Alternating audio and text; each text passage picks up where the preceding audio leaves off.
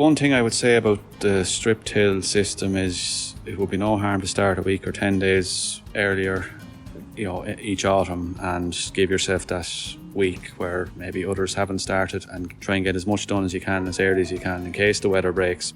Met Éireann puts the current soil moisture deficit between 30 and 40 millimetres. With no rain in the forecast, it's inevitable some crops will come under pressure. Soil with a good heart, as in soil that is well structured, has good soil organic matter levels, and has good fertility status, will all help crops to grow successfully during these times of stress. Many growers have changed their system away from the traditional plough-based system with the goal of improving soils and hopefully overall profitability. You are listening to the latest episode of the Tillage Edge with me, Michael Hennessy. We would really appreciate it if you could listen, follow and give us a review on Apple or Spotify or wherever you get your podcast from. This week I visited Michael Grace on his farm close to Clane, County Kildare. Michael is participating in the Enable Conservation Tillage project, which is looking at establishment systems' influence on grass weed control. We chatted about the strip till establishment system used on his farm and how this system helped Michael cope with the tricky planting season last autumn and the wet spring this year. I first asked Michael to describe the strip till system he's using. It has a leading leg which you can set the depth, but it basically pulls a narrow drainage channel through the ground, and it's followed then by an A-share which disturbs maybe 7 inches of soil, okay, and sows the seed in underneath it. Okay, and in terms of that kind of system, it sows in a strip, so there's parts of that of the ground that are undisturbed.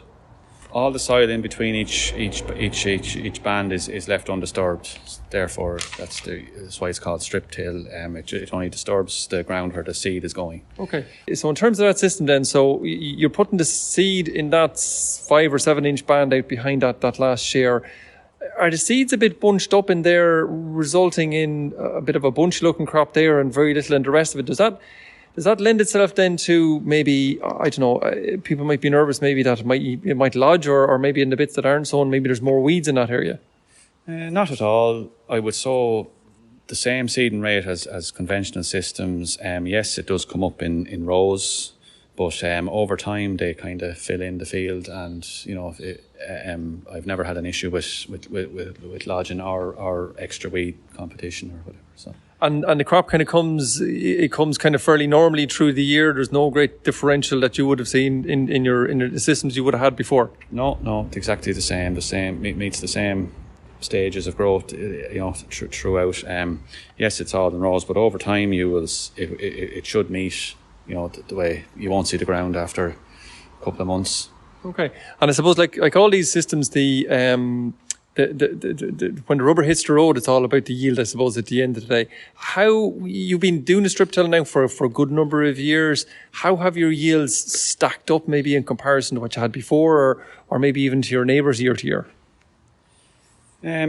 Initially, first year or two probably had reduced yields. We were learning about the system and maybe didn't get everything right, but for the last 7-8 years, maybe I definitely on a par with the average yields in the area. I've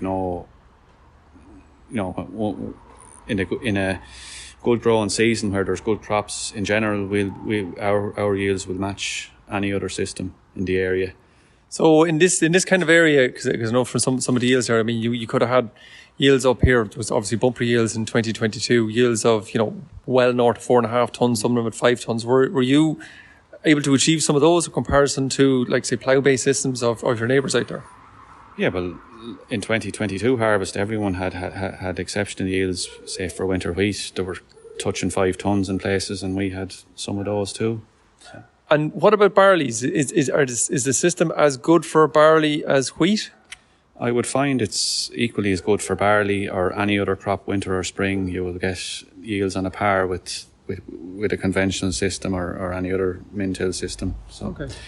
So from the point of view, when you were thinking about changing from a plough-based system as you were into the strip-till system, why did you jump into strip-till rather than, say, I suppose most people have jumped into maybe a min-till system, kind of a deep kind of grubbing followed by sown thereafter? Why do you think that you kind of jumped into strip-till rather than those systems? Well, I saw a few demonstrations of Claden's working and liked what I saw, and just, like everything, I decided I picked this one and decided to go with it rather than maybe just go a different way. From a labour point of view, do you think it's as good? Because that's obviously something that a lot of people would talk about in kind of a min-till system, that you can get over the ground relatively fast, and it's quick, and get crops in fast, and you can cover big ground. Is your system similar, do you think? It's very well suited where labour, is an issue. You wouldn't have a whole lot of help if you're working on your own, and that it's a way of getting ground covered, relatively easy on your own. Whereas if you have to, plough and then sow, you can get a good bit done on your own compared to any other system. And I hear people talking about, in some of the min-till systems, it can get a bit wet relatively quickly, if you know what I mean. And, when you get into August or into October, and you have a scenario then where min-till mightn't be as good, how would you compare the strip till? Would you be stopping at the same time, roughly speaking, or has it a bit more flexibility?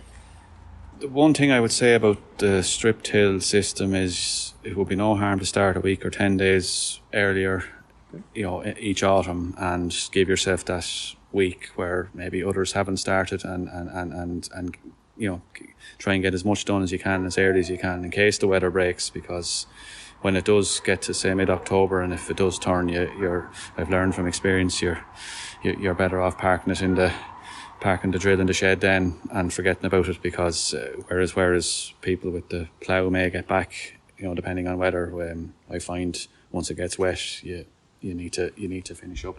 That's it's certainly experience talking here, I'm sure. Just in terms of like all these non-inversion or non-plough based systems, grass weeds can become a little bit of a problem, or weeds maybe in general can become a bit of a problem. Have you noticed your use of herbicides increasing much?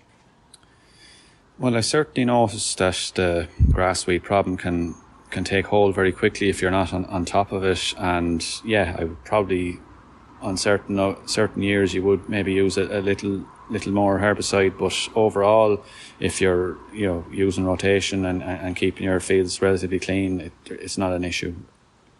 And have you done any sort of targeting of various different grass weeds in different fields where you kind of thought maybe, look, they're getting a little bit maybe more there than maybe you would have liked, and you're kind of going back with specific targeted herbicides? Oh, you would, yeah. If you thought you had a problem, you would maybe target a certain area of a field and spray it. Okay. Last autumn was kind of tricky enough, really. It started raining somewhere a little bit after the ploughing match, and it was tricky enough to kind of get crops in. How did you fare with the system getting your crops in last year? I got all my sowing done as I wanted, just about before the weather really took hold. The bad weather really took hold, and all my crops came up as I would have liked, unlike other years. But lucky enough in 22, I suppose ground conditions were so good to start with that I was able to.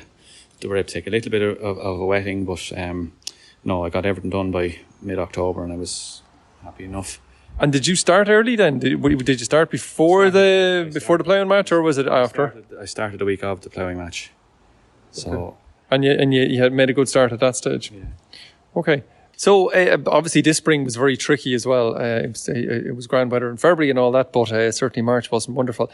You have spring crops as part of your system here as well. How did you fare in this spring? Did you have to wait a lot longer for that ground to dry out, or what was the process you used to make sure you kind of made the crops were going in a good condition? Well, as you said, it was quite wet in March, and we just had to wait and see when we got an opportunity. It did finally change the beginning of April. We got a window to start sowing. I went around some of my fields and checked the ground conditions, dug down with a spade maybe to see what the soil was like, and I was able to go probably started off early April with some spring crops, and then got back then towards the latter part of April. I certainly was. I wasn't watching my neighbours working on while I had to wait. I was able to go as soon as anyone else in the area. So from the point of view coming out of winter then, do you go in and you use some Roundup, do you have cover crops before those some of the crops? Do you use Roundup?